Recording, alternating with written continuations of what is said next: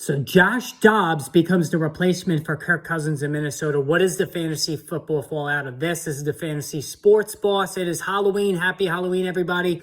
The NFL trade deadline has come and gone, 4 o'clock Eastern time, and really just a whole bunch ado about nothing, really. Derrick Henry stays, Saquon Barkley stays. Both Jerry Jeudy and Cortland Sutton stay with the Denver Broncos, which was an upset for sure. At least, I thought at least one of those guys would get traded.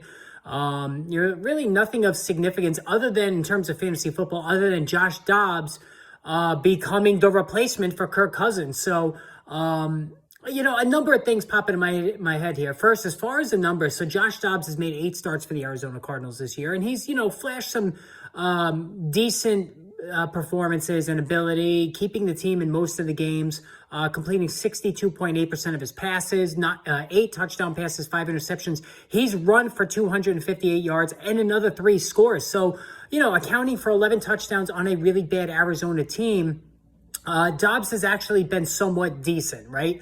And now he goes to Minnesota. He's going to need a couple of weeks to get ramped up in terms of learning the system. Jaron Hall will get the start for the Vikings this week. But at least from a fantasy perspective, it's at least, not a disaster in terms of whether if it's Jaron Hall or even Nick Mullins, like that's a disaster for Jordan Addison and to a lesser extent TJ Hockenson and eventually Justin Jefferson. Josh Dobbs at least has proven he could lead an NFL offense, right?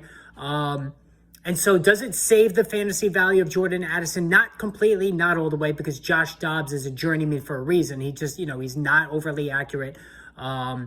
He's in terms of his pure passing, just, far from what you would want your starter to be, but he is an improvement on what the Vikings have right now. So I think TJ Hockenson, listen, we have seen Josh Dobbs pepper the tight end position. He did it last week with Trey McBride, and previous to that, Zach Ertz. So I think TJ Hockenson now is safe. His value, I don't think, changes that much.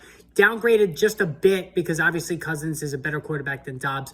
But I think still Jordan Addison's value takes more of a hit. And that's still the case because I don't think Dobbs can get him the deep ball like Kirk Cousins can. Justin Jefferson, does this make him come back? I think it keeps the Vikings more competitive. Dobbs can win a game or two maybe before Jefferson returns, and then Jefferson will still be a wide receiver 1. He's quarterback proof if you ask me. And, we used to say that about Devontae Adams. That's getting tested this year. But I think Jefferson still could be a wide receiver 1. So overall, I think it's a good move for the Vikings and the fantasy football value of the respective receivers on that team. Again, at least it's something to keep these players afloat. All right, guys, hit that subscribe button. More videos on the way like always.